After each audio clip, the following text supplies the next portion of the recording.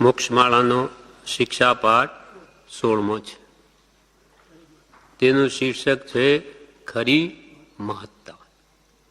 ખરી મહત્તા એટલે શું? ખરેખર મોટાઈ કોને કહેવી? કૃપાલદેવ એવું એક લખે છે કે આ મોક્ષમાળાના પાઠો અમે માપી માપીને લખ્યા છે. એટલે ખૂબ વિચારપૂર્વક અમે એની રચના કરેલી છે. જ્યારે શ્રીરામ તીર્થયાત્રા કરી આવ્યા તે વખતે એમના અંતરમાં જેવો વૈરાગ્ય હતો તેવો વૈરાગ્ય એમને હતો. અમે ખાધું કે નહીં એ પણ ભૂલી જતા હતા. એવો તીવ્ર વૈરાગ હતો તે વખતે અમે આ મોક્ષમાળા રચી છે.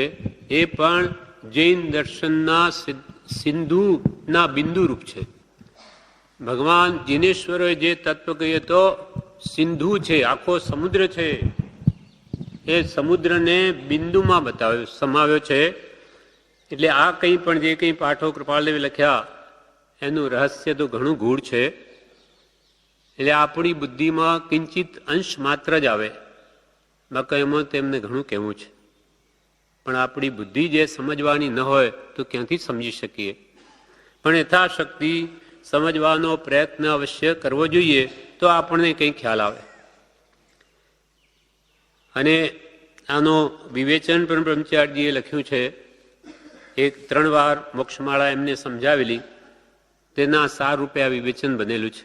એના આધારે આપણે આ એનો કંઈક પણ અર્થ સમજીએ છીએ. એટલે શિક્ષાપાઠ 16 ખરી મહત્તા. ખરી મહત્તા એટલે ખરી મોટાઈ કોને કહેવાય તે વિશે આ પાઠમાં કહેવામાં આવશે. જ્ઞાની પુરુષો તો આપણા આત્માનું હિત કેમ થાય, કલ્યાણ કેમ થાય, એને જ ખરી મહત્તા અથવા મોટાઈ માને છે. જ્યારે આપણા જેવા સંસારી જીવો તે સામા મોટાઈ માને? તે કૃપાલ અહીંયા કહે છે કે કેટલાક લક્ષ્મીથી કરીને મહત્તા મળે છે એમ માને છે. કેટલાક તો એમ માને છે કે પૈસા મને મળે તો જગતમાં હું મોટો ગણાવું, પૈસા મળે તો મને મોટાઈ મળે, એમ જગતવાસી જીવો માને છે. કૃપાલ કે માને છે, ખરેખર એમ છે નહીં, પણ લોકોની જગતવાસી જીવોની એવી માન્યતા છે કે જો પૈસા મળે તો હું આ સમાજમાં લોકોમાં મોટો ગણાવું, એવી માન્યતા છે આપણી. કેટલાક લક્ષ્મીથી કરીને મહત્તા એટલે મોટાઈ મળે છે એમ માને છે. કેટલાક મહાન કુટુંબથી મહત્તા મળે છે એમ માને છે.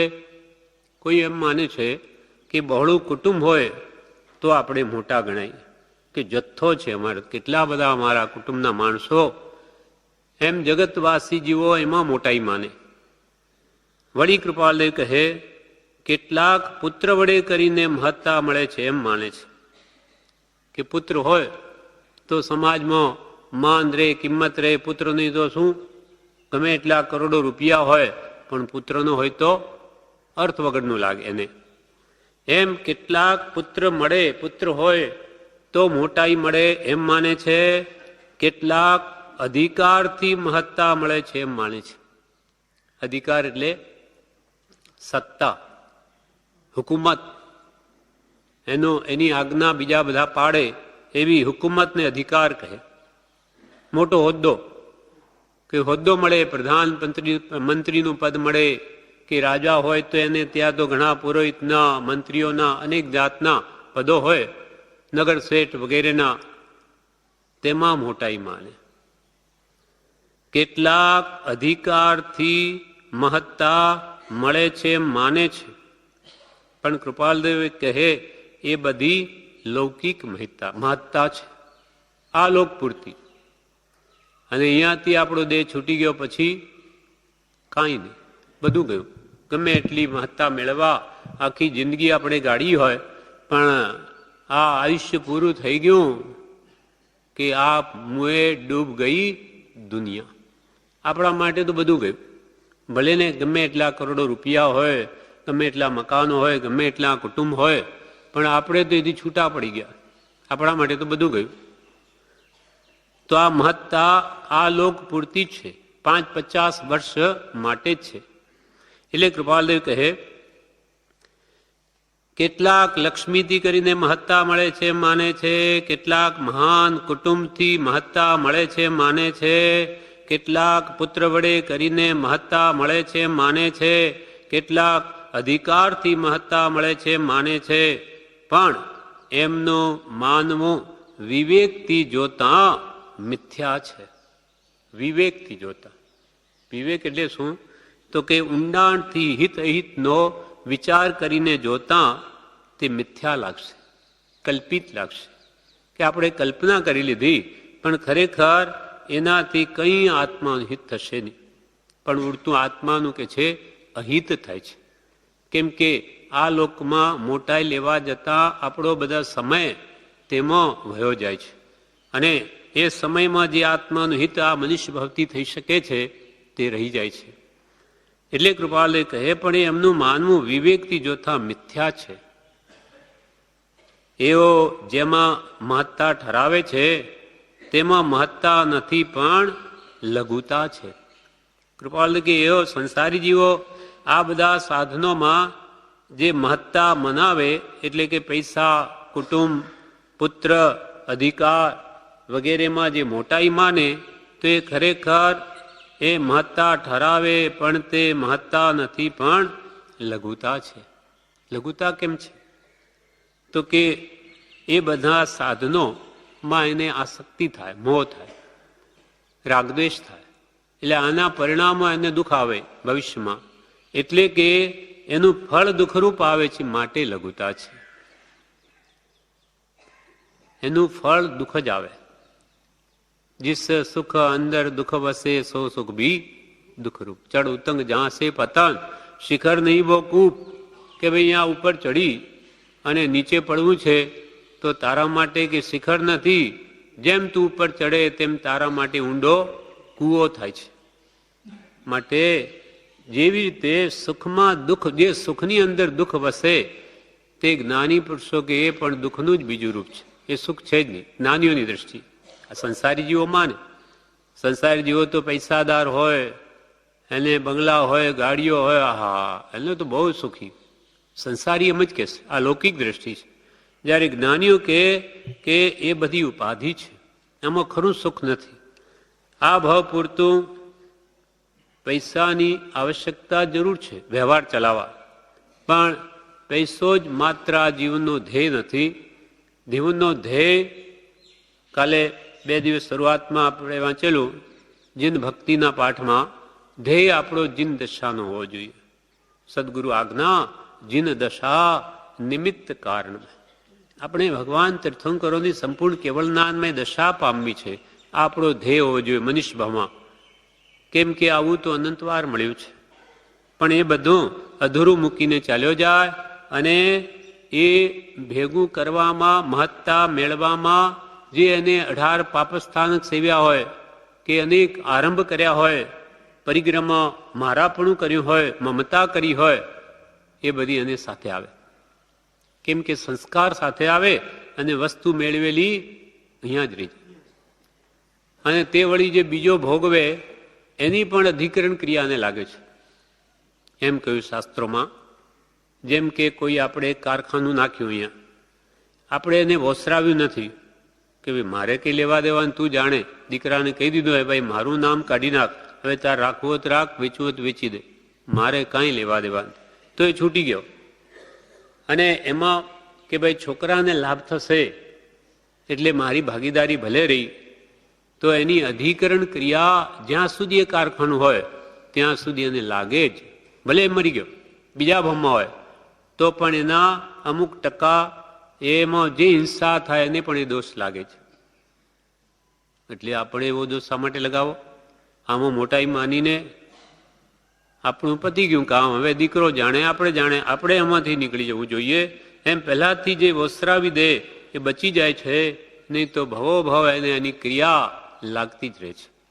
એવી જ રીતે કોઈ સારું મંદિર બંધાવ્યું હોય, સારા કામ કર્યા હોય, એમાં જે દાન પુણ્ય કર્યું હોય, તો એ જ્યાં સુધી, જેમ કે આ સભા મંડપમાં આપણે દાન કરીએ છીએ કે જ્ઞાન દાન કરીએ, તો એમાં એ શાસ્ત્રો દ્વારા જેને જેને સાચી સમજણ આવે, સાચા માર્ગે વળે, અનંત દુઃખથી મુક્ત થાય, કે આ ભક્તિ કરે, એનો લાભ અમુક % આપણને પણ મળે. ક્યાં સુધી મળે? કે જ્યાં સુધી આ સભામઠ રહે, જ્યાં સુધી જૈન મંદિર રહે ત્યાં સુધી. એટલે 7 ક્ષેત્રો જૈનમાં આપણે કહ્યા કે ભાઈ આમાં દાન કરવાથી આપણે ભવો લાભ થાય, અને જે હિંસાના કામો હોય એમાં આપણા દ્રવ્યનો વ્યય કરવાથી ભવો ભાવ આપણને દુઃખનું કારણ થાય. એટલે કૃપાલદેવ આમાં કહેવા માંગે છે કે એ મહત્તા બધી મિથ્યા છે. આ બધું કરવું પડે છે, ગ્રસ્ત છીએ, પણ એમાં મોટાઈ માનશો નહીં. મોટાઈ તો આત્મામાં જ છે, આત્માના ગુણોમાં જ છે. આત્માથી સૌ હીન છે. લક્ષ્મી હવે કૃપાલદેવ એના કેમ લઘુતા છે? આ બધામાં મોટાઈ નથી તો લઘુતા કેમ? લઘુતા એટલે અલ્પ, એટલે લઘુતા એટલે કનિષ્ઠપણું, મોટાઈ નહીં, એથી વિપરીત. અને કૃપાલદેવે કહ્યું કે જેટલી પોતાની પૌદ્ગલિક મોટાઈ છે તેટલા હલકા સંભવે. જેટલી મોટાઈ છે તેટલા ઉડતા હલકા સંભવે જ્ઞાનીઓની દ્રષ્ટિમાં.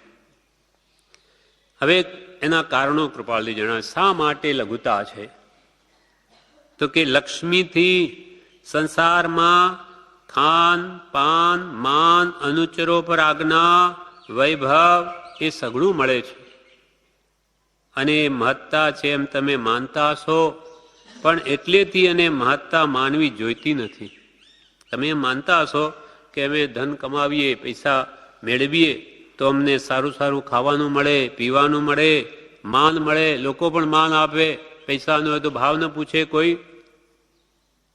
એકની પાસે પૈસા હતા, ધન હતું, એ પાપ ઉદય જતું રહ્યું, એટલે એને કોઈ બોલાવે નહીં, હવે પૂછે નહીં, ભાવ હશે કોણ જાણે. એટલે એને એકવાર મિત્રને એમ કહ્યું કે હવે હું તો સિદ્ધ જેવો થઈ ગયો, સિદ્ધ ભગવાન જેવો. સિદ્ધ ભગવાન જે બધાને જુએ તેમ હું બધાને જોઉં છું, પણ મને કોઈ જોતું નથી. હવે પૈસા વગરનો થઈ ગયો. પહેલા તો પૈસા હતા તે બધા મારી પાસે આવે અને ચાપલુસી કરે, ખુશામત કરે, અનેક કરે, ને આજે તો કોઈ સામું જોતું નથી, જાણે કોણ છે. એટલે હવે તો હું સિદ્ધ ભગવાન જેવો બની ગયો. સિદ્ધ ભગવાન છે તે બધાને જુએ, પણ આપણે સિદ્ધ ભગવાનને નથી જોઈ શકતા. તેમાં જગત તો એવું છે, આ સ્વાર્થનો સંસાર છે. કુટુંબીઓ પણ જ્યાં સુધી આપણે કામ કરતા હોય ત્યાં સુધી આપણે પણ વહાલા લાગીએ, નહીં તો એ પણ આડા આવે છે. એટલે આખો સંસારની ધૂરી સ્વાર્થો પર છે. કોઈ કોઈનું નથી રે, કોઈ કોઈનું નથી રે, સૌ સ્વાર્થના સગા છે રે, કોઈ કોઈનું નથી રે. પણ આપણને આપણો પુત્ર વાલો લાગે. કેમ? તો કે આ મારી સેવા કરશે, વૃદ્ધાવસ્થા આવશે, 5-15 વર્ષમાં તો આપણે આવા થઈ જવાના અશક્ત, એટલે અમારી સેવા કરશે. એવો ઊંડે ઊંડે સ્વાર્થ રહેલો. પુત્રને પણ સ્વાર્થ છે કે પિતાનું બધું આખી જીનું ભેગું કરેલું મને મળશે, એટલે એ પણ વાલપ રાખે. એટલે આપણને એમ લાગે કે આહા કેટલો પ્રેમ છે પરસ્પર. મને તો કે પુત્ર પર બહુ પ્રેમ, પુત્ર કે મને પિતા પર બહુ પ્રેમ. પણ પિતા જો કહી દે કે 1 પૈસો તને મળવાનો નથી, હો, હું બધું દાન કરીને જ જવાનું, પછી જુઓ એની હાલ કેટલો પ્રેમ રાખે. અને પિતા જો પુત્ર જો આપણી સામે થાય તો જા, નીકળી જા ઘરમાંથી, તારું કામ નથી. કેમ એમ? એટલો બધો પ્રેમ હતો. એ તો કે બધો સ્વાર્થનો જ સંસાર છે, કોઈ કોઈનું નથી. પણ પરસ્પર બેયનો સ્વાર્થ સધાય એટલે એને લાગે કે હા ખરેખર સંસારમાં પુત્ર ન હોય તો આપણું કોણ?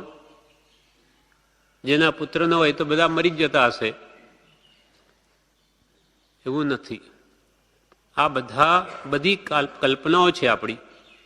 એટલે કૃપાલ કે લક્ષ્મીથી સંસારમાં ખાન પાન માન અનુચરો પર આજ્ઞા, નોકર રાખી શકું, મારું બધું કામ બધું ઓર્ડર કરું, બધું થઈ જાય, પૈસા હોય તો થાય ને, એમ જીવને લાગે.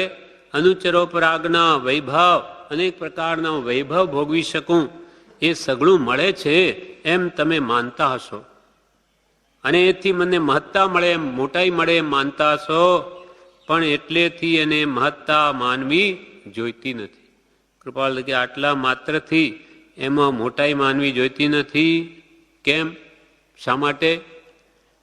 તો કે લક્ષ્મી અનેક પાપ વડે કરીને પેદા થાય છે. પૈસો આમ સરળતાથી નથી મળતો. એના માટે કેટલી જાતના પ્રયત્ન કરવા પડે છે, ત્યારે ધન આવે છે.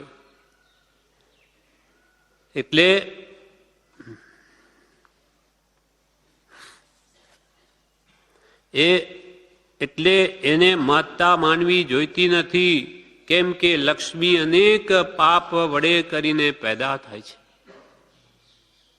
આવ્યા પછી અભિમાન, બેભાનતા અને મૂળતા આપે છે. અનેક પાપ વડે પેદા થાય છે. કૃપાલદેવે એક ઠેકાણે એવું લખ્યું કે એને અનેક એવા ઉપાયો રચે છે. એટલે એક ઠેકાણે કહ્યું કે 16 પંજા 82, 2 મૂક્યા છૂટના લાવો 80. 16 પંજા 85, કોઈ ઠેકાણે તો એમ કે 2 મૂક્યા છૂટના ને 83 લઈ લે. બિચારા સામાના હિસાબ ના આવડતો હોય તો 16 પંજા 85 લાવ, 2 છૂટના મૂક્યા 83 લાવ. કોઈ વળી સજ્જન હોય તો ગ્રાહકને રાજી કરવા કે 16 પંજા 82, 2 છૂટના મૂક્યા 80 લાવો. એટલે ગ્રાહકને શું લાગે? ઓહો, 2 તો છૂટના મૂક્યા. જેમાં આપણે કપડાં લેવા જઈએ, સાડી લેવી હોય 400ની, પણ પેલો કે છે આના 500 રૂપિયા લાગશે. તેના આટલા નહીં હોય, અમે નહીં આપીએ, આમ અમે તો એના 400 જ આપીશું. પેલાને ખબર છે એને તો રોજનું કામ છે. ના ના, આટલું નહીં થાય, 450 આપજો. એટલે કે નહીં અમે તો આ પછી છેલ્લે શું કે લો આપો, કઈ નહીં, તમારા માટે આ 400. એટલે આપણને લાગે ઓહો 100 રૂપિયાનો ફાયદો કરી આવે આજ આપણે. આમ તો એનો 500 ભાવ હતો, પણ આપણને 400માં મળી ગઈ. એમ આ બધા અનેક જૂઠ પ્રપંચ, માયા પ્રપંચ કરીને લક્ષ્મી મેળવી પડે.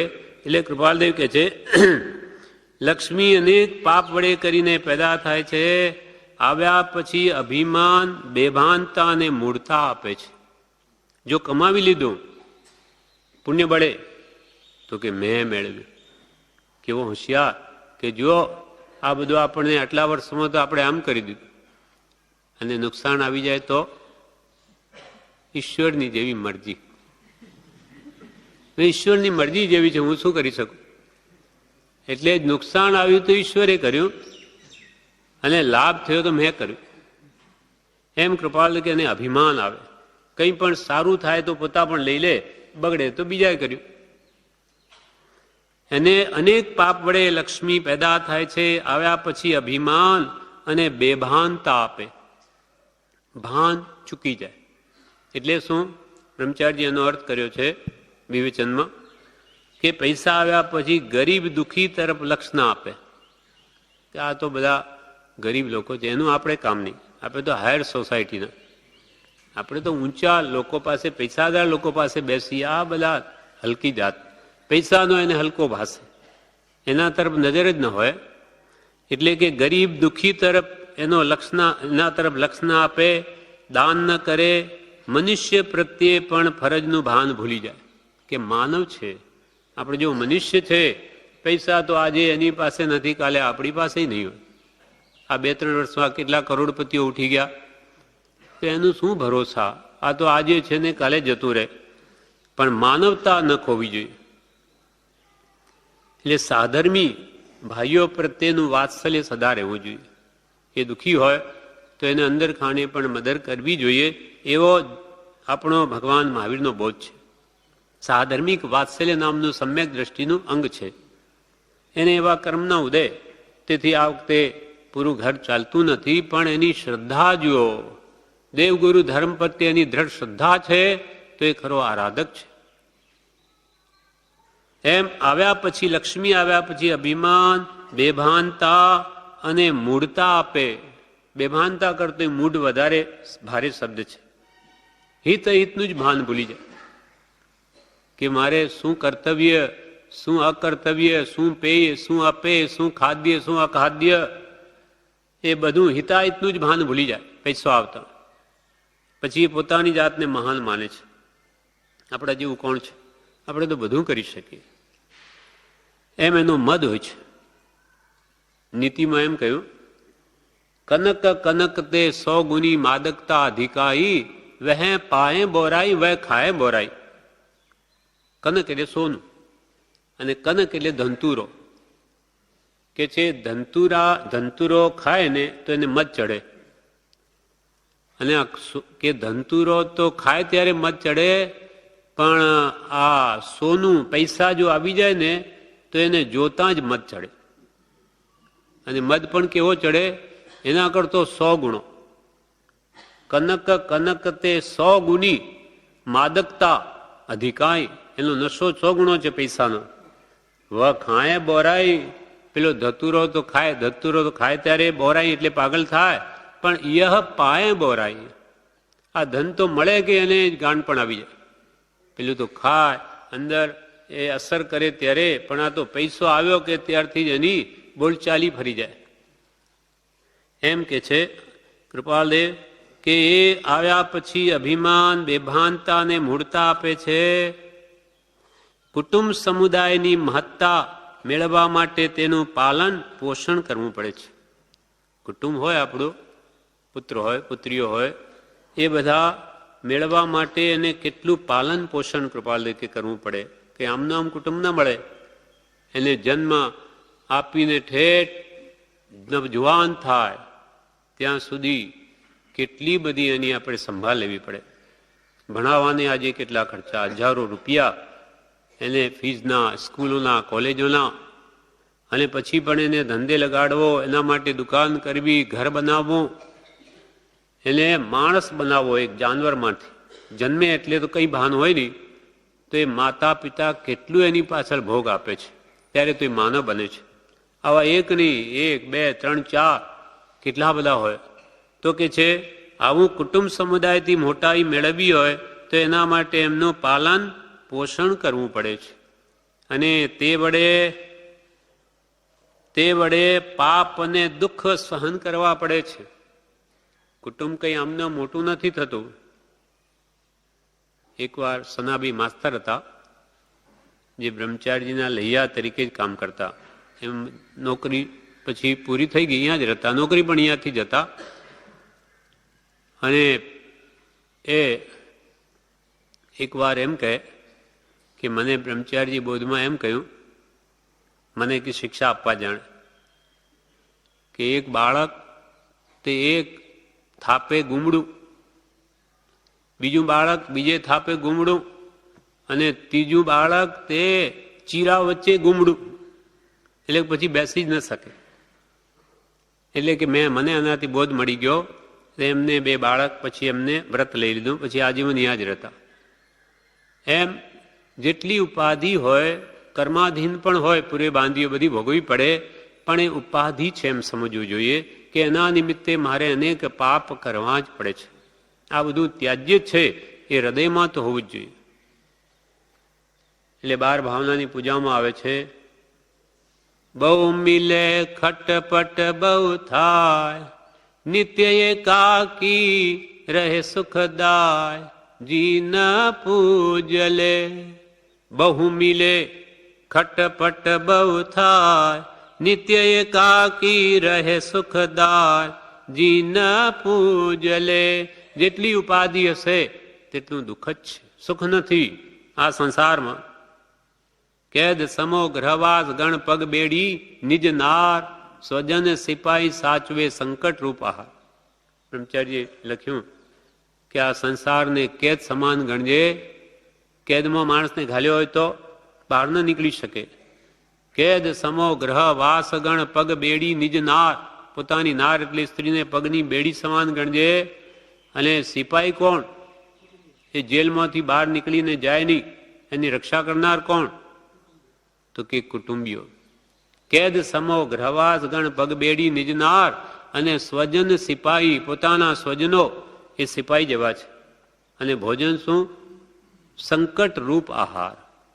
અનેક પ્રકારના ગ્રસ્તને કેટલા સંકટ છે એ ગ્રસ્તનું મન જાણે છે. મુનિને તો 22 પરિસર અને ગ્રસ્તને તો અગણિત. ડગલે ડગલે કેટલી વ્યાધિ, માનસિક ચિંતા, કેટલી વ્યાધિ ઉપાધિ ભોગવી પડે, એમાં ધર્મ આરાધવો બહુ જ વિકટ છે. છતાં પણ જે આરાધે છે તો તેની નિર્જરા પણ બળવાન છે. ઘરમાં રહીને જે સંભાવ રાખે તેની બળવાન નિર્જરા થાય છે. કેમ કે આવામાં એ રાગદ્વેષના ભાવો ન થવા દે અને સંભાવ કેળવી રાખે તો એ ઘરમાં રહ્યો છતાં પણ બળવાન નિર્જરા કરે છે. પણ એવી જાગૃતિ હોવી જોઈએ. એટલે કૃપાલ કે કુટુંબ સમુદાયથી કંઈ મહત્તા મોટાઈ મેળવવામાં સાર નથી કે ભાઈ આ તો બહુ મોટી વાત કે અમારે કેટલું બધું મોટું કુટુંબ. તો કૃપાલ કે બધી ઉપાધિ છે, પણ આવી પડે તો શાંતિથી સહન કરવું. કુટુંબ હોય તો અનેક ક્લેશ પણ થાય, સંપ રખાવો પડે, એ બધું કરવું પડે.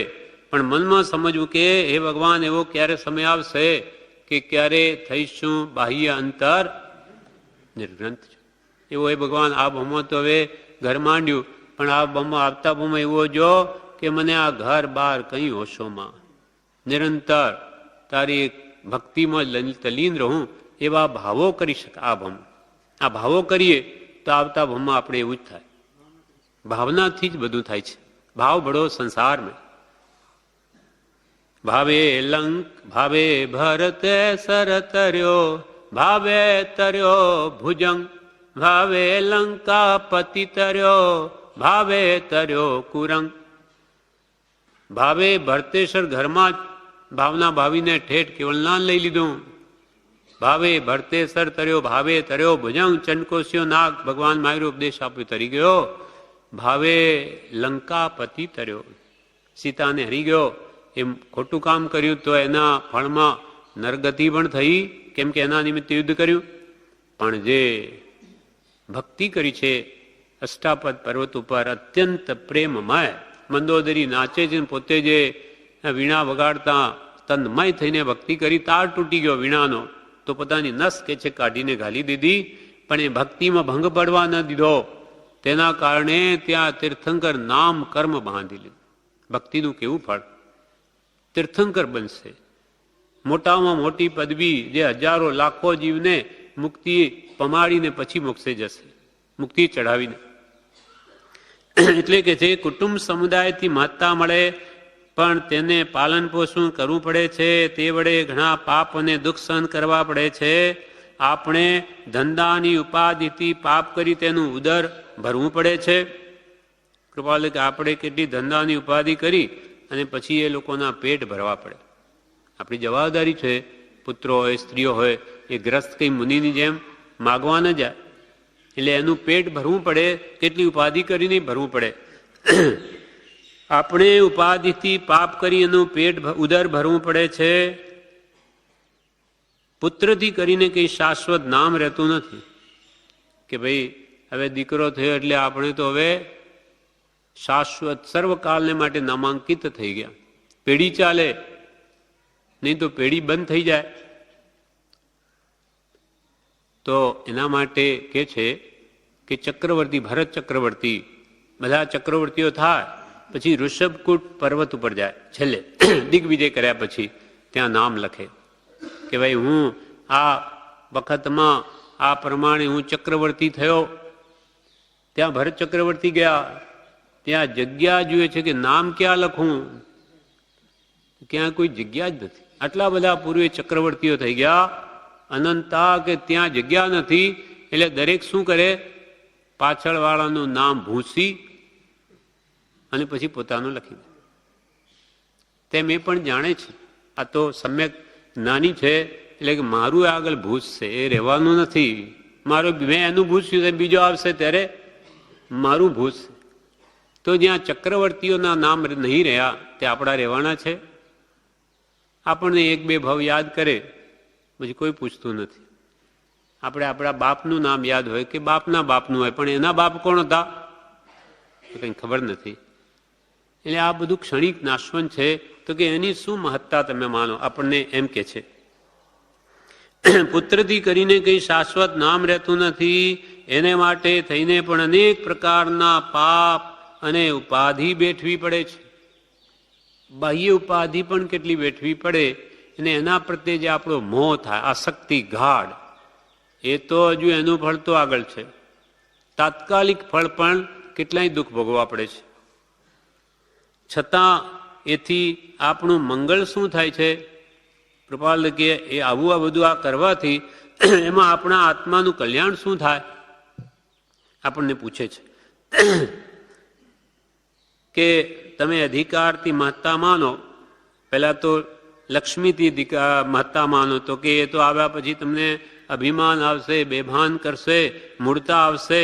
અને બીજું કે ભાઈ અમારે મહાન કુટુંબ હોય તો મહત્તા મળે, એનું પણ કહ્યું. તો કે કુટુંબની મહત્તા માનો, પણ એને પાલન પોષણમાં તમને કેટલા પાપ કરવા પડે એના પેટ ભરવા માટે, તો એમાં મહત્તા શું? આ તો લઘુતા છે.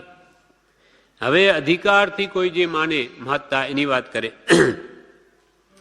કે અધિકારથી પરતંત્રતા કે અમલ મદ અને એથી જુલમ, અનીતિ, લાંચ તેમજ અન્યાય કરવા પડે છે કે થાય છે. સત્તામાં શું મોટાઈ માનો એમ કે છે.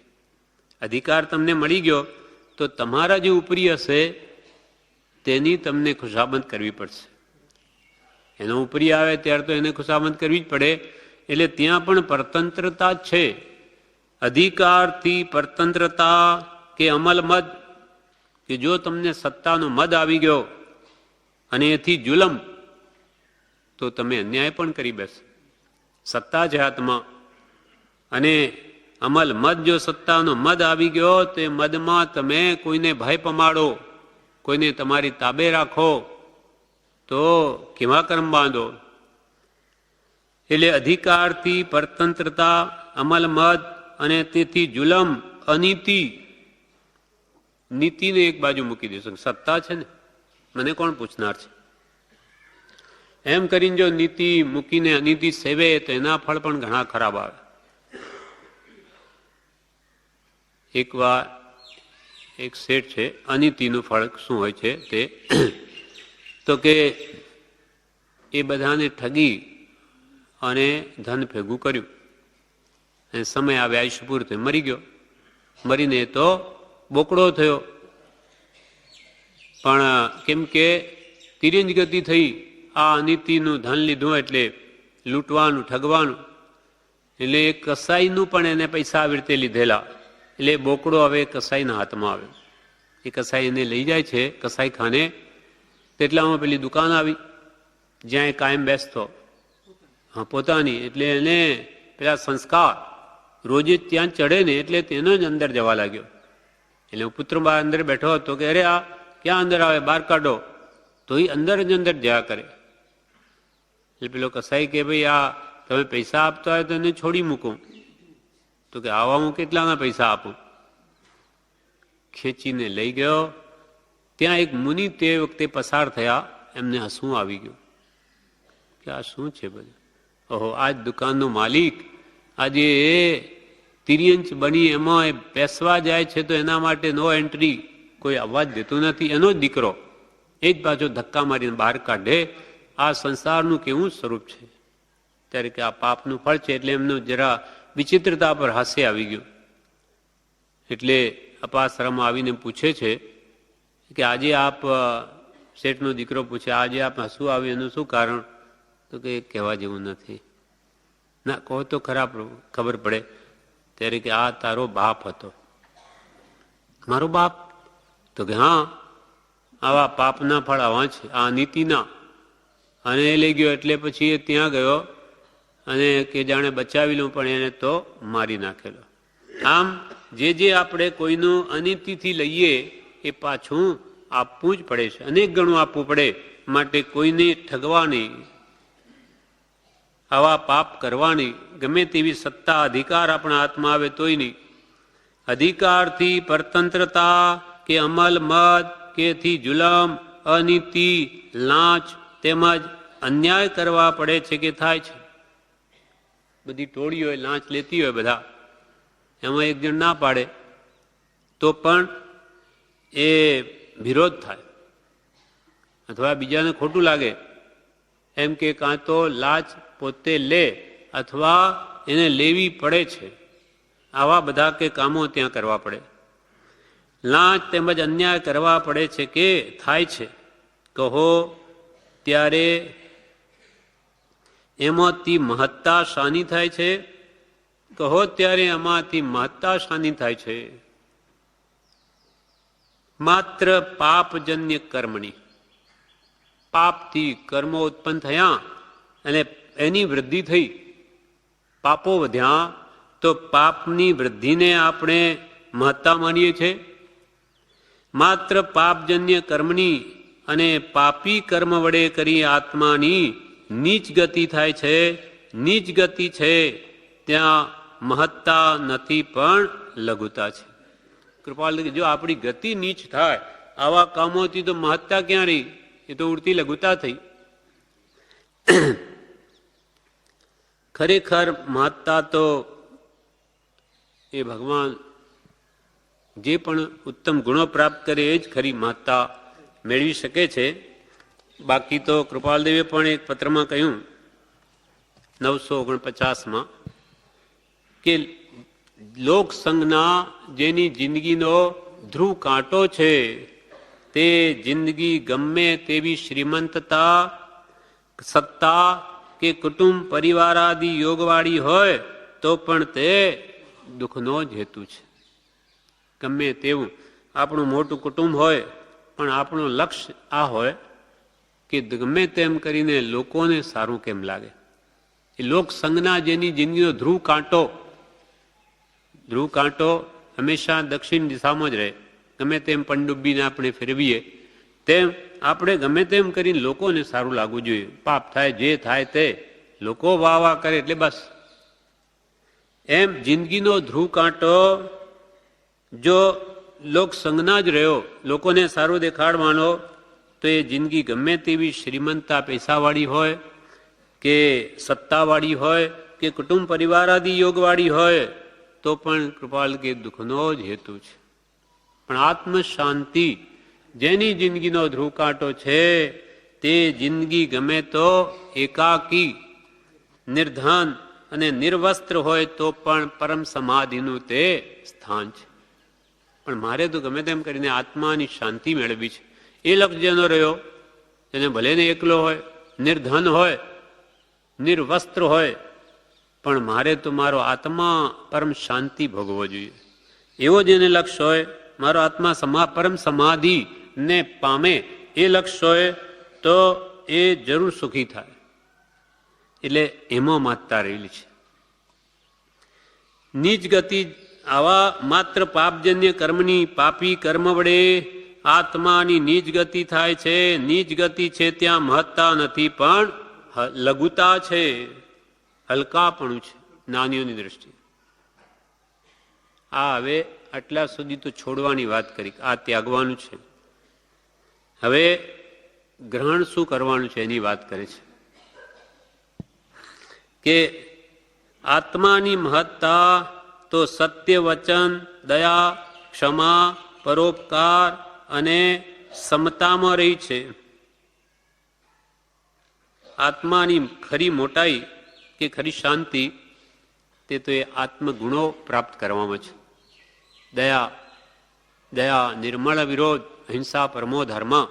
જીવનમાં અહિંસા ધર્મ પ્રગટાવે, જાણી જોઈને કોઈ જીવને ન મારે, યત્ના રાખીને ચાલે વગેરે બધી ક્રિયા કરે તો એ આત્મગુણ પ્રગટ્યો, એને ખરી મહત્તા મેળવી. ક્રોધ કરે મહાન નહીં, પણ ક્ષમા રાખે મહાન.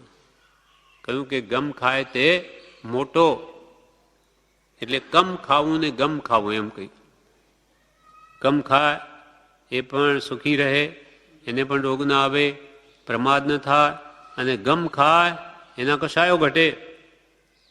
એટલે ક્રોધ છે એ મોટાઈ નથી, ક્ષમા એ મોટાઈ છે. કેમ કે ક્ષમા એ જ મોક્ષનો ભવ્ય દરવાજો છે. અથવા પરોપકાર, સ્વપરનું હિત કરે, એમાં આપણું કલ્યાણ છે. કાં સમતામાં રહે, રાગ દ્વેષ રહિત ભાવ રાખે તે સમતા છે.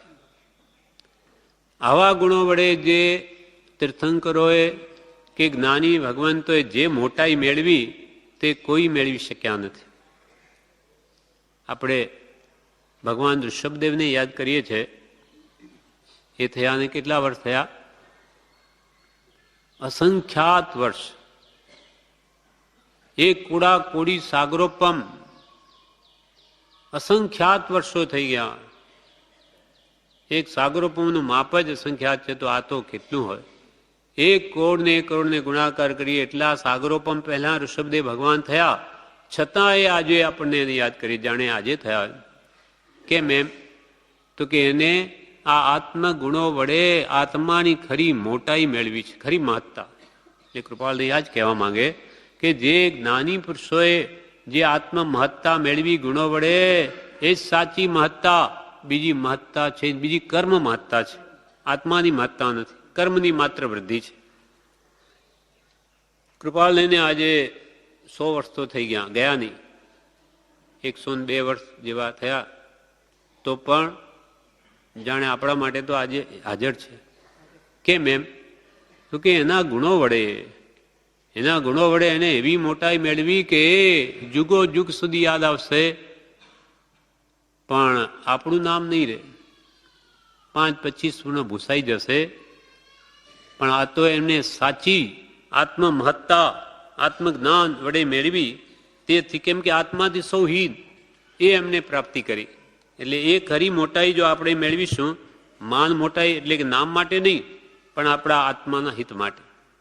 એટલે હંમેશા આવા ગુણો પ્રાપ્ત કરવા આપણા અંદર જે દોષો હોય એને હંમેશા ચિંતન કરી અને એને આપણે દૂર કરીશું, તો જરૂર આત્મ મહત્તા આત્મ મોટાઈ મળી શકશે. કે ભાઈ આ ગુણો મારે જોઈએ: દયા, શાંતિ, સમતા, ક્ષમા, સત્ય, ત્યાગ, વૈરાગ્ય હોય મુમુક્ષુ ઘટ વિશે એ સદાય સુજાગે. હંમેશા જાગ્રતનો આત્મગુણો વડે એવો આપણો લક્ષ્ય હોય તો જરૂર કલ્યાણ થાય. રત્નાકર સુરી થઈ ગયા, એમને રત્નાકર 25 લખી. એ મોટા આચાર્ય હતા, બહુ મોટા વિદ્વાન. તે રાજા પણ આકર્ષિત થઈ અને એને રોજે રાજ દરબારમાં બોલાવવા લાગ્યા. એ પણ મોહવત જવા લાગ્યા. પછી રાજાએ ધીમે ધીમે પાલખી મોકલી, તો પાલખીમાં બેસવા લાગ્યા. કેટલી શિથિલતા આવી જાય છે દિવસે દિવસે. એ હીરા માણેક મોટી રત્નો આપે તો એ લેવા લાગ્યા, એનું ભેગા કરવા લાગ્યા. પણ એક શ્રાવક એમને સદબુદ્ધિ આપે છે, ત્યાર પછી સુધરે છે. એક શ્રાવકે એમ કહ્યું કે જે પાલખીમાં બેઠા ત્યારે કહ્યું કે આહા, આપને જોઈને તો મને ગૌતમાદિ ગણધરની સ્મૃતિ થાય છે. ત્યારે રત્નાકર સુરી શું કે, અરે એવું બોલોમાં, ક્યાં એ ગૌતમ ગણધર, ક્યાં હું? એટલે શ્રાવકને થયું હજુ અહીંયા અવકાશ છે સુધરવાનો, કે ગૌતમાદિને મહાન માને. એટલે પછી એ પરિગ્રહનો અર્થ પૂછે છે. 6 મહિના સુધી ત્યાં રહે છે, રોજ નવા નવા અર્થ કરે, પણ બેસતું નથી. પછી કે આમ કેમ સમજાતું નથી? કે વાત બેઠી નથી. પછી એમને ભાન થાય છે કે આ બધા હું જ આ હીરા માણેક મોતી પરિગ્રહ ભેગો કરીને બેઠો અને હું પરિગ્રહ રહિતનો બોધ આપું, એને કેવી રીતે લાગે? એટલે બધું જ શ્રાવકો પાસે એનું ચૂર્ણ કરાવ્યું, કેમ કે બીજાને આપી ન શકે મુનિ. ચૂર્ણ કરાવીને ફેંકાવ્યું. ત્યારે પછી છેલ્લે દિવસે એણે કહ્યું કે હવે 6 મહિના મહારાજ થઈ ગયા, મને આ વાત બેઠી નહીં. તો કે તું કાલે આવજે. બધું ફેંકીને પછી એમણે જે બોધ આપ્યો ગરજા છે, તે દિવસે એ કે બસ આજે મને બરોબર સમજાઈ ગયા. કેમ? પરિગ્રહધારી પોતે હોય તે વાણીમાં આવો એ જ આવે નહીં. એટલે પોતે જ પોતાના દોષ લખે છે. મેં ભોગ, રત્નાકર સુરી લખે, રત્નાકર 25. મેં ભોગ સારા ચિંતવ્યા પણ રોગ સમચિંત્યા નહીં. મેં ભોગ સારા ચિંતવ્યા પણ રોગ સમચિંત્યા નહીં. આગમન ઈચ્છ્યું ધન તણું પણ મરણને પ્રીછ્યું નહીં. આગમન ઈચ્છ્યું ધન તણું પણ મરણને પ્રીછ્યું નહીં. મરણની પૃચ્છા ન કરી કે મારું મૃત્યુ આવી જશે તો આ બધું ભેગું કરું કોના માટે? કે સાથે તો આવતું નથી. પછી કે નહીં ચિંતવ્યું મેં નર્કકારા ગ્રહ સમી છે નારીઓ. નહીં ચિંતવ્યું મેં નર્કકારા ગ્રહ સમી છે નારીઓ. મધુબિંદુની આશા મહી ભય માત્ર હું ભૂલી ગયો. મધુબિંદુની આશા મહી ભય માત્ર હું ભૂલી ગયો. આ બધી આસક્તિ કરી, મોહ કર્યો, ધન પ્રત્યે ધનની આવાગમન ઈચ્છ્યું, પણ આ નારી પ્રત્યેનો મોહ મને નર્કમાં લઈ જશે એનું મને ભાન ના આવ્યું. અને માત્ર અલ્પ મધુબંધી જેવા સંસાર સુખમાં જ મને મીઠાશ રહી. હે ભગવાન, આવા દોષો મેં કર્યા છે. આમ આપણે પણ દોષોની સ્મૃતિ શા માટે કરીએ છીએ? એ દોષોને કાઢવા માટે. હવે આગળ કે છે, છતાં લક્ષ્મીથી શાણા પુરુષો દાન દે છે. ઉત્તમ વિદ્યાશાળાઓ સ્થાપી પર દુઃખ ભંજન થાય છે. જે લક્ષ્મી આપણને મળી હોય છતાં કૃપાળ કે એ લક્ષ્મી વડે એ જેને પુણ્યથી લક્ષ્મી મળી હોય તો એ શાણા પુરુષો એનાથી દાન આપે કે મને પુણ્ય મળે તો ફરી પુણ્ય છતાં પુણ્ય હોત હે. દીપક જોત, દીવો હોય તો બીજો દીવો સળગાવી શકાય. એટલે મને આ પુણ્યથી લક્ષ્મી મળી, ત્યાં સુધી નવું પુણ્ય કરી લઉં. એમ લક્ષ્મીથી શાણા પુરુષો દાન દે છે. ઉત્તમ વિદ્યાશાળાઓ સ્થાપી પર દુઃખ ભંજન થાય છે. ઉત્તમ વિદ્યાઓ શાળાઓ એટલે સા વિદ્યા વિમુક્તે, જે વિદ્યાથી મુક્તિ થાય એવી વિદ્યાશાળાઓ સ્થાપે અને પર દુઃખ ભંજન થાય. અથવા લક્ષ્મીથી શાણા પુરુષો દાન આપે. એક વિદ્યાપતિ નામનો શેઠ હતો. તેને રાત્રે એવું સ્વપ્ન આવ્યું કે એને દેવીએ એમ કહ્યું કે 7 દિવસમાં તારું ધન જતું રહેશે. એને પોતાની પત્નીને વાત કરી કે 7 દિવસમાં આ બધું જતું રહેશે એમ દેવીએ મને કહ્યું છે. તો પત્નીએ કહ્યું કે હવે 7 દિવસમાં તો જવાનું છે, પણ જો 7 દિવસની તો મુદત છે ને, એના અંદર બધું એ જાય એના પહેલા તમે દાનમાં જ આપી દો. આપવા જ માંડો, દાનમાં આપી દો. પછી જવાનું છે એના કરતા તમે જ ખાલી કરી દો, પછી હોય તો જાય. એને 7 દિવસ સુધી બધું જ દાનમાં આપી જ દીધું. પછી 7મા દિવસે એવો રાત્રે વિચાર આવ્યો કે આ બધા માંગવા આવે, હવે તો કાલે શું આપીશ. તેટલામાં તો રાત્રે પાછું ઘર ભરાઈ ગયું. અરે કે આ કેમ? તો કે આપો. એ ખૂબ આપવા માંડ્યું, માગે છે. 7 દિવસના પહેલા ટેવાઈ ગયા લોકો આવે એટલે એ આપ્યું, એ ખાલી થવા આવ્યું. એટલે હવે કે કાલે શું કરીશું? એના પહેલા તો રાત્રે કે પાછી દેવી આવીને એમ કહ્યું કે હવે હું જવાની નથી તમારી, કેમ કે તમારું પુણ્ય બહુ વધી ગયું, તમે દાનમાં ખૂબ ભાવથી આપી દીધું. હું તો પુણ્યશાળીની દાસી છું. લક્ષ્મી કહે હું તો પુણ્યશાળીની દાસી, તમે બહુ પુણ્ય ઉપાર્જન કરી લો એટલે હું તમારે ત્યાંથી તમે બહાર કાઢશો તો નહીં જાઉં. એમ શાણા પુરુષો જેને પાસે હોય એ યથાશક્તિ દાન આપે. એટલે પુણ્ય છતાં પુણ્ય હો થાય. દીવો છે ત્યાં સુધી ફરી પુણ્ય કરી લે, બીજી જ્યોત જલાવી લે. એમ વિદ્યાશાળાઓ સ્થાપીને પર દુઃખ ભંજન થાય છે. એક પ્રસંગ છે, એક ગ્રંથમાં આવ્યો, ભોજ રાજાના ટાઈમનો છે. ભોજ રાજા શું કરે, એને દાનની બહુ આદત પડી ગઈ, ખૂબ દાન આપે. એટલે પછી એના જે સુવાના રૂમ છે ત્યાં મંત્રીએ એમ લખાવ્યું કે આપદ અર્થે ધનમ રક્ષેત, આપત્તિને કાળ માટે ધનની રક્ષા કરો. ત્યારે બીજે દિવસે એનો જવાબમાં શું લખ્યું? શ્રીમદા આપદા કુતઃ, શ્રીમંત પુરુષોને આપત્તિ સાની, એમ જવાબમાં લખ્યું. એટલે મંત્રીએ પાછો જવાબ લખ્યો, દૈવ યોગે ભાગ્યનો ઉદય આવે તો આપત્તિ આવી પણ જાય પૈસાદારને. ત્યારે પાછું ચોથું ભોજ રાજા શું લખાવે કે દેવ યોગે આપત્તિ આવશે તો હશે તે પણ ચાલ્યું જશે, માટે હોય તેનો લાભ લઈ લેવો. આપત્તિ આવશે તો એના માટે તો રાખો કે આપત્તિ આવશે ત્યારે તો બધું જશે, એ કઈ રહેશે નહીં. એટલે છે ત્યાં સુધી લાભ લઈ લેવો. એમ ઉત્તમ વિદ્યાશાળાઓ સ્થાપી પર દુઃખ ભંજન થાય છે. એક સ્ત્રીથી કરીને તેમાં માત્ર વૃત્તિ રોકી પર સ્ત્રી તરફ પુત્રી ભાવથી જુએ છે.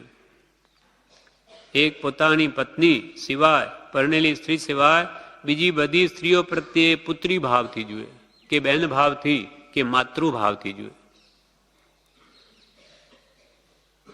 માતૃવત પરદારેશુ પરદ્રવ્યેશુ લોષ્ટવત, તે બીજાની માતા સમાન જુએ અને પરદ્રવ્યને ઢેફા સમાન જુએ.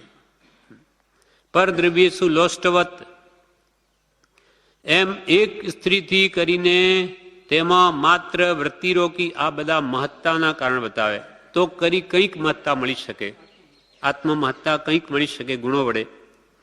એક સ્ત્રીથી કરીને તેમાં માત્ર વૃત્તિરોકી સુદર્શન શેઠની જેમ અભયારાણીએ કેવા પ્રયત્ન કર્યા શેઠને ચલાવવા, નહીં એટલે નહીં તો એણે એવું પ્રપંચ રચ્યો કે બસ પકડાવી દીધા, ફાંસી. રાજા કે આ રાજા પ્રત્યે એવો ભાવ બતાવ્યો કે આ જ એવો છે, સુદર્શન શેઠ જ એવો છે કે તમારા રાજ્યમાં શું સંભાળ રાખો તમે, આવા રાણીમાસમાં આવા માણસો આવી જાય.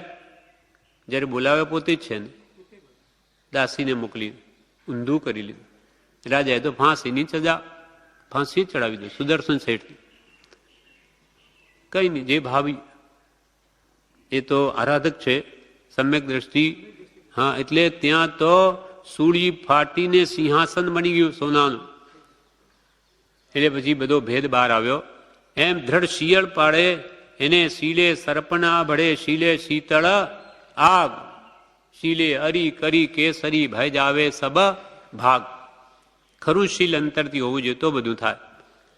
એમ વૃત્તિ એક સ્ત્રીમાં રોકી પર સ્ત્રી પ્રત્યે પુત્રી ભાવથી જુએ છે, કુટુંબ વડે કરી સાધર્મીનું સમુદાયનું હિત કરે છે, સાધર્મિક ભાઈઓનું હિત કરે કુટુંબ હોય તો. પુત્ર વડે તેને સંસાર ભાર આપી પોતે ધર્મ માર્ગમાં પ્રવેશ કરે છે. પોતાનો પુત્ર હોય તો તેને પણ સંસારનો ભાર સોંપી અને પોતે આત્મહિત કરે.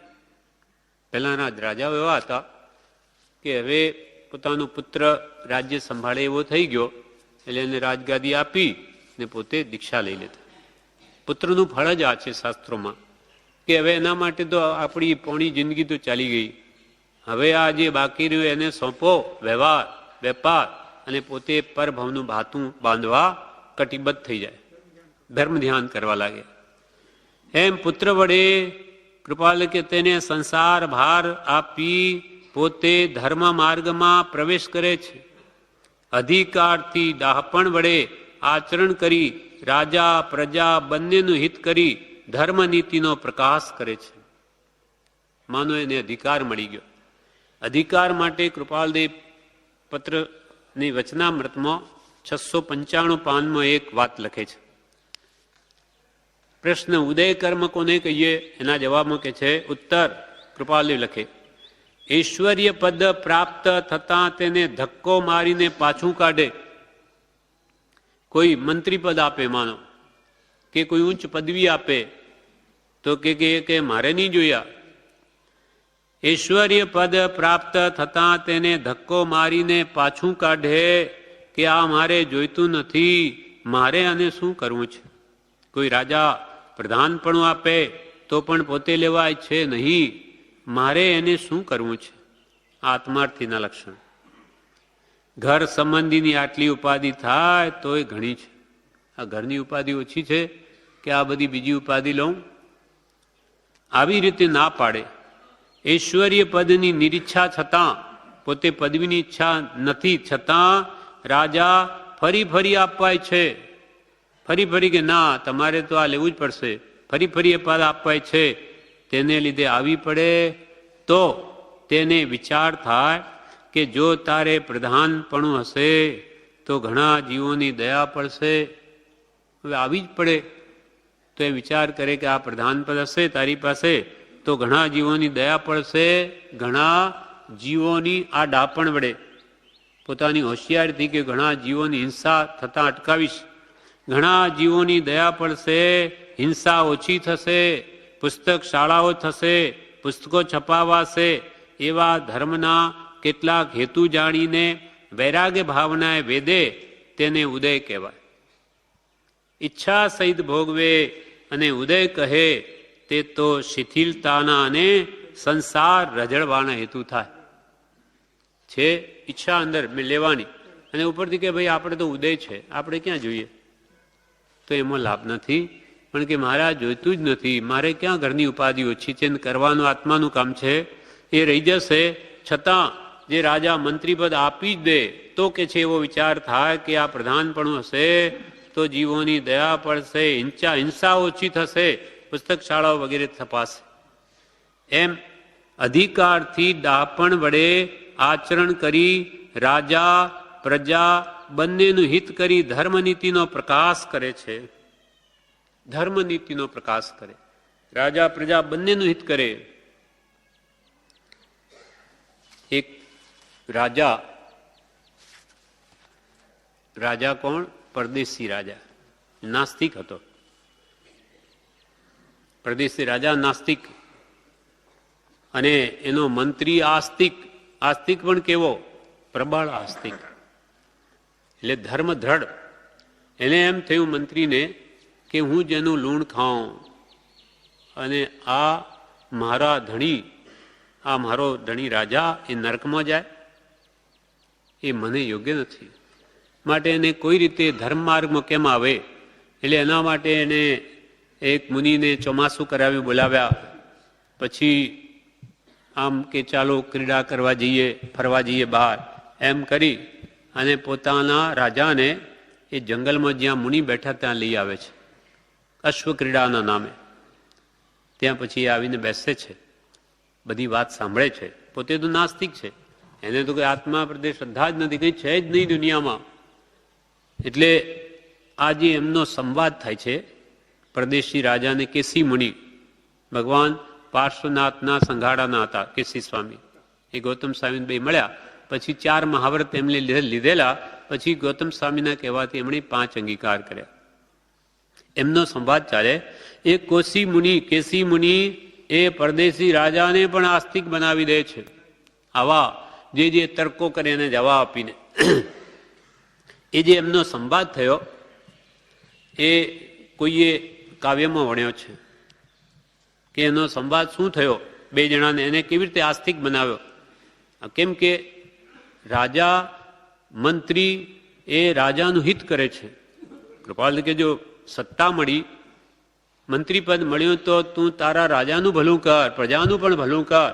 આ પોતાના રાજાનું ભલું કરવાનું આ દ્રષ્ટાંત છે. પરદેશી રાજા પછી એવો ધર્મદ્રઢ થાય છે કે પછી એની રાણી સૂર્યકાંતા હોય છે. પછી એને તો લાગ્યું કે આ તો બિલકુલ ધર્માત્મા બની ગયા, રાત દાડો. એમ એટલા બધા ધર્માત્મા બને છે, એ વાત અહીંયા કરે છે. પણ પહેલા સાવ નાસ્તિક.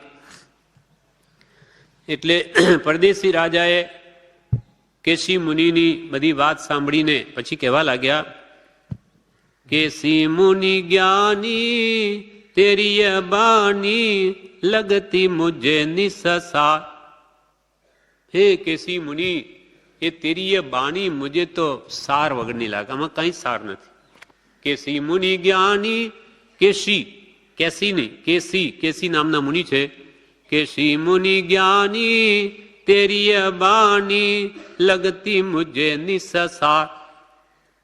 ત્યારે કેસી મુનિ કહે, પરદેશી રાજા માન લે કહેના હોગા તેરા ઉદ્ધાર. પરદેશી રાજા, આવું જે વાત કરું છું એ એમ જ છે, સત્ય જ છે, તું માની લે, તારો ઉદ્ધાર થઈ જશે, કલ્યાણ થઈ જશે. પરદેશી રાજા માન લે કહેના હોગા તેરા કલ્યાણ. ત્યારે પરદેશી રાજા કહે કે તમે જે આ બધી વાત કરી છે ને,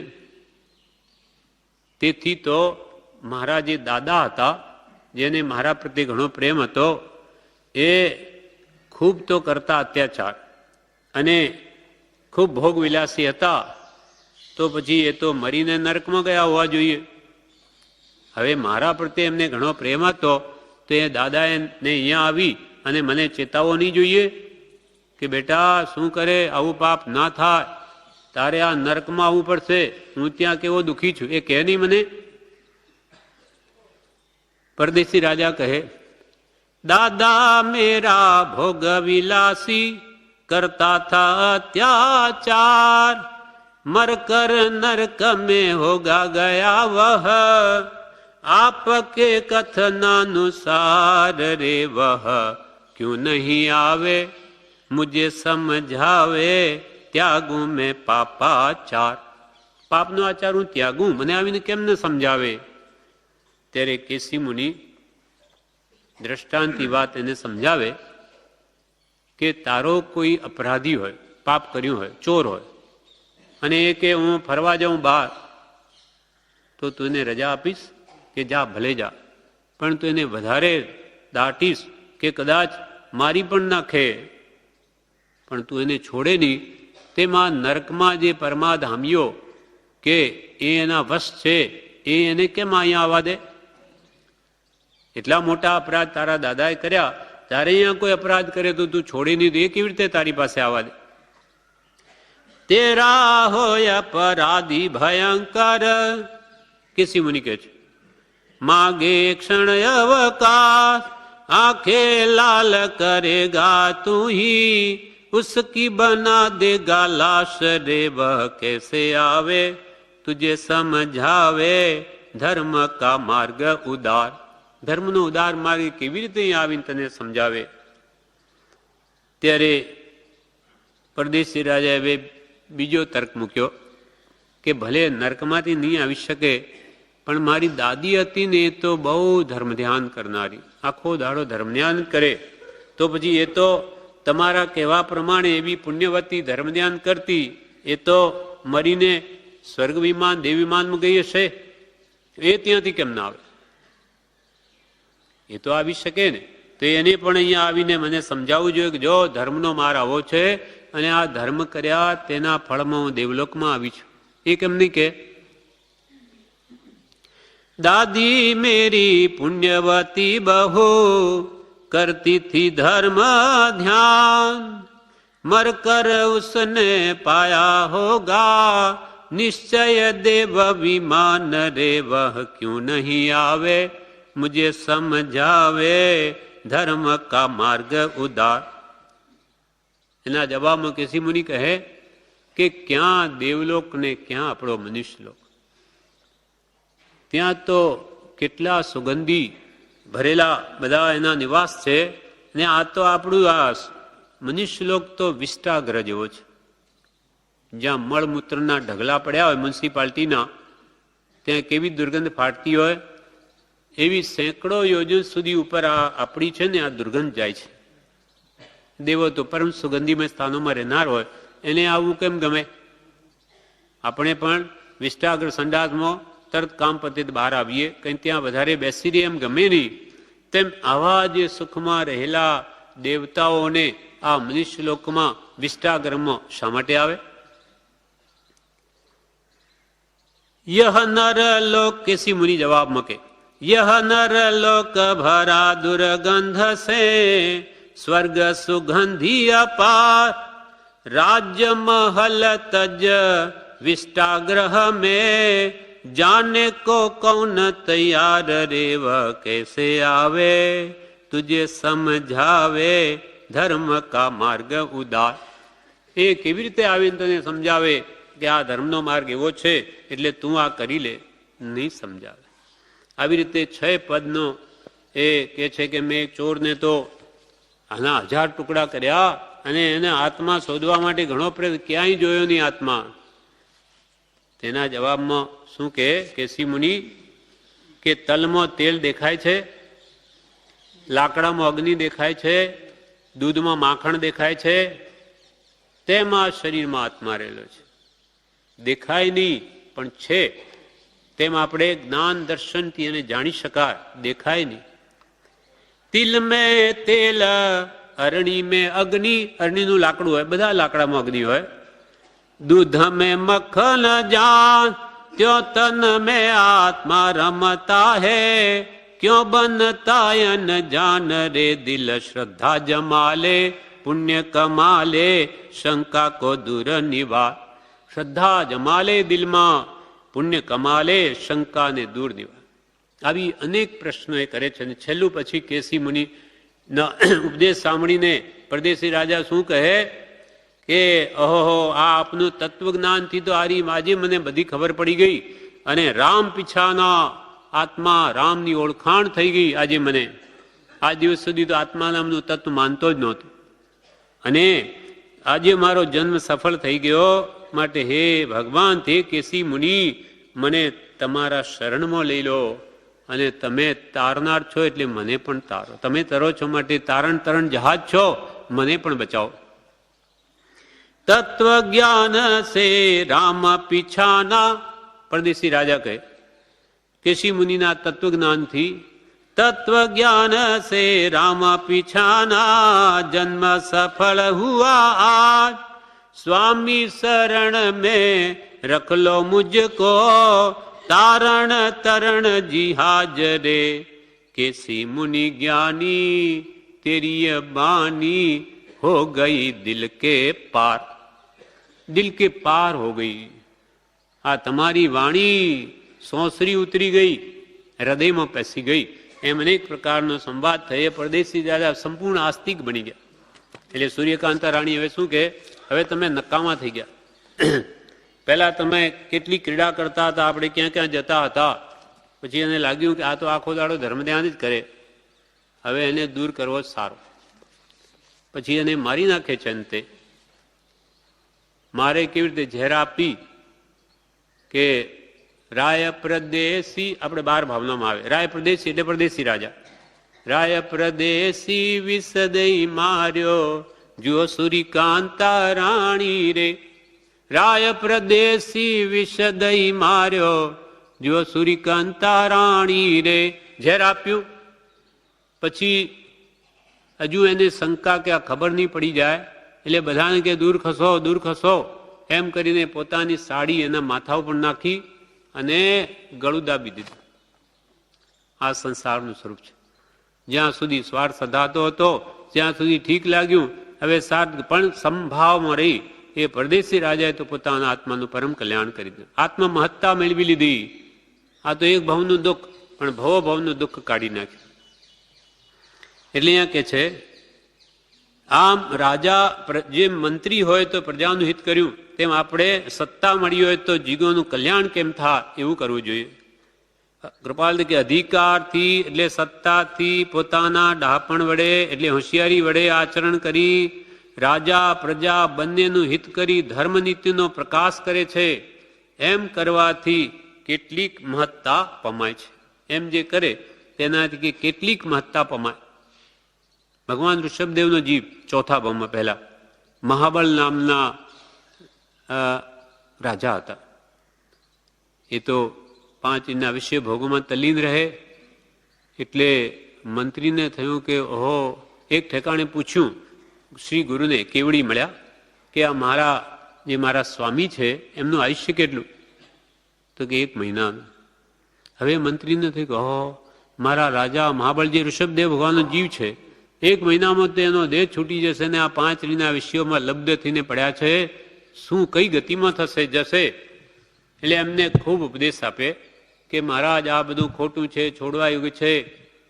તે બીજા ધર્મના સંભિન્ન મતી વગેરે બીજા મંત્રીઓ હતા.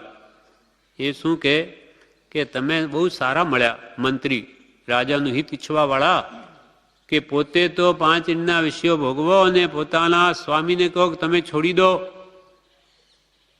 ત્યારે મહાબળ રાજા પણ એમ કે ચર્ચા ચાલી સભામાં. ત્યારે મહાબળ રાજા કે ભાઈ હવે યુવાન વય છે, તે હમણાં આ બધો સંસાર ભોગવી લઈએ, પછી આપણે વૃદ્ધાવસ્થામાં બધું ત્યાગી દઈશું. હું પણ ત્યાગને માનું છું એમ કહ્યું. પણ તમે આટલો બધો આગ્રહ કેમ કરો છો? પછી એકાંતમાં બધી વાત કરી કે હે રાજન, મેં કેવળી ભગવંતને આપનું આયુષ્ય પૂછેલું અને 1 જ મહિનાનું છે. એટલા માટે હું કહું છું કે આપ આ છોડો, નહીં તો ખોટી ગતિ માઠી ગતિ થશે. એટલા માટે મને આગ્રહ છે, બાકી મારે ક્યાં ના છે. એટલે એ વાત સમજી જાય છે, કેમ કે ઋષભદેવ થવાના છે પહેલા, પછી એટલે પછી આખું અનશન જ લઈ લે છે. એટલે ખૂબ આરાધના કરી 22 દિવસ લગભગ દેહ ટકે છે, પછી દેહ છૂટી જાય છે. ઉત્તમ સમાધિમણ કરીને દેવલોકમાં જાય છે. એમ મંત્રીઓ હોય તો પોતાના સ્વામીનું આવી રીતે હિત કરે છે, તે જ સાચા મંત્રી. એમ અધિકાર જેના હાથમાં હોય, અધિકારથી દાપણ વડે આચરણ કરી રાજા પ્રજા બંનેનું હિત કરી ધર્મનીતિનો પ્રકાશ કરે છે, તો ખરી મહત્તા કંઈક મેળવી ગણાય. એમ કરવાથી કેટલી ખરીક મહત્તા પમાય છે, છતાંય મહત્તા ચોક્કસ નથી. કેમ કે મરણ ભય માથે રહ્યો છે, ધારણા ધરી રહે છે, યોજેલી યોજના કે વિવેક વખતે હૃદયમાંથી જતો રહે છે એવી સંસાર મોહની છે. એટલે કે આપણા મનમાં બહુ હોય કે પછી આપણે બહુ સારું કામ કરીશું, ધનાદિ મેળવી, પણ પહેલાં તો આ ધારણાઓ બધી ધરી રહે, યોજેલી યોજનાઓ પણ પડી રહે, અને જે ધન પ્રાપ્તિ થયા પછી પહેલાં જે આપણે ભાવના કરી હોય દાન વગેરેની એ પણ ઉડી જાય, નીકળી પણ જાય, કંઈ કહેવાય નહીં. આપણી પાસે ન હોય ત્યાં સુધી ભાવના થાય, અને થઈ ગયું ત્યાર પછી મન ફરી જાય, ના ભાવ બદલાઈ પણ જાય. એટલે કૃપાલદેવ કહે છે કે ધારણ યોજેલી યોજના કે વિવેક હૃદયમાંથી જતો રહે, કા મરણ ભય માથે રહ્યો, મૃત્યુ થઈ જાય. એ બધા ભય તો બનેલા છે. એવી સંસાર મોહિની છે. એથી આપણે એમ નિસંશય સમજવું કે સત્ય વચન, દયા, ક્ષમા, બ્રહ્મચર્ય અને સમતા જેવી આત્મ મહત્તા કોઈ સ્થળે નથી. પંચ મહાવ્રતધારી ભિક્ષુકે જે રિદ્ધિ અને જે મહત્તા મેળવી છે તે બ્રહ્મદત્ત જેવા ચક્રવર્તીએ લક્ષ્મી, કુટુંબ, પુત્ર કે અધિકારથી મેળવી નથી, એમ મારું માનવું છે. કૃપાલદેવ છેલ્લે આ પત્રમાં એમ કહ્યું કે મારું તો એમ માનવું છે. શું માનવું છે? તો કે આત્માની ખરી મહત્તા, ખરી મોટાઈ તે તો શુદ્ધ પંચવ્રતધારી ભિક્ષુકે, ભિક્ષુક એટલે મુનિ, પંચ મહાવ્રતધારી મુનિએ અહિંસા, સત્ય, ચૌર્ય, બ્રહ્મચર્ય અને પરિગ્રહ ત્યાગથી જે મહત્તા મેળવી છે, કે જે રિદ્ધિ મેળવી તે બ્રહ્મદત્ત જેવા ચક્રવર્તી નથી મેળવી. હવે એને ઘેર તો 6 ખંડ તો રાજ્ય છે, અને કુટુંબ કેટલું? લાખોનું, 96,000 તો રાણીઓ છે, તો એ પ્રમાણે પુત્રો કેટલા હશે? લાખો. એનું 363 તો રસોઈયા હોય છે એના ઘરમાં. એ કેટલું મોટું કુટુંબ. અને પુત્ર અધિકાર કેટલો? 6 ખંડનું રાજ્ય ભોગવે, 32,000 મુકુટબંધી રાજાઓ એની સેવા કરે, છતાં પણ એને આવી મહત્તા નથી મેળવી. આત્માના ગુણો જેને પ્રગટાવ્યા તે જ ખરા મહાન છે. એકવાર એક ગરીબ આવ્યો અને મહાત્મા જંગલો બેઠા કે એ ગુરુદેવ કંઈ મને આપો ને ભગવાન. એની કોઈ જોઈને ગુરુએ કહી દીધું કે જા પેલા નદી કિનારે એક ચળકતો પથ્થર છે એ લઈ લીજે, અને એની પાસે જે આ વિધિ કે એમ માંગજે, તને મળશે જ. એ રત્ન ચિંતામણી હતું. એ ગરીબને લઈને એ પ્રમાણે વિધિ કરીને માંગ્યું તો જે દર્દ મળ્યું. પણ એને એક વિચાર આવ્યો કે આવો જે આ રત્ન ચિંતામણી હતો તે ગુરુએ કેમ ન લીધો, મને કહ્યું એમણે કેમ ન લીધો, એટલે એમની પાસેથી પણ કંઈ વિશેષ છે. એટલે પછી કહ્યું કે અહીંયા આવીને કે આપે રત્ન ચિંતામણી કેમ ન લીધો, મને આપ્યો. તો કે અમારી પાસે તો એથી વિશેષ મોટું ધન છે કે જેની આગળ બધા જ ધન નિષ્ફળ છે. તે કયું ધન? આત્મધન કહો કે સંતોષ ધન, અમારે કંઈ જોઈતું જ નથી. તેને પછી ગો ધન, ગજ ધન, રતન ધન, કંચન ખાન, સુખાન જબ આવે, સંતોષ ધન સબ ધન ધૂળ સમાન. એટલે મને તો રજકણ કે રિદ્ધિ વૈમાનિક દેવની સર્વે માન્યા પૂદગલ એક સમાન. માટીનો કણ હો કે દેવલોકની રિદ્ધિ હો, હીરા માણેક મોતી, અમારે મન તો બધું એક સરખું. એટલે એમને એવી સંભાળ, એ ખરી મહત્તા જેને મેળવી જેને કંઈ જોઈતું જ નથી. જીને કછું નહીં ચાહીએ વે શાહન કે શાહ, જેને કાંઈ નહીં જોઈએ તે બાદશાહની બાદશાહ. અને કરોડોપતિ હોય પણ હજુ મને 2-5 કરોડ મળે એવી જો ઈચ્છા રહે તો કૃપાલ કે એને ભિખારી કહ્યો. કૃષ્ણાવાળો નર નિત્ય ભિખારી અને સંતોષી નર સદા સુખી. એમ આત્મગુણો એ જે પ્રાપ્ત કરે તે જ મહાન ગણાય છે. અહીંયા પૂજ્ય શ્રી બ્રહ્મચારી પ્રજ્ઞાબોધમાં એક ગાથા જણાવે છે.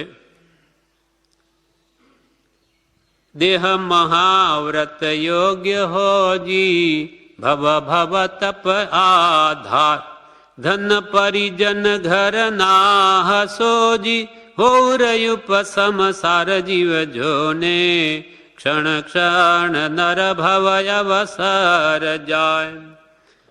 કેવી ભાવના કરી કે ભગવાન મને આ હોજો, મારો આ દેહ મહાવ્રત યોગ્ય હોજી, પંચ મહાવ્રત હું પાળું.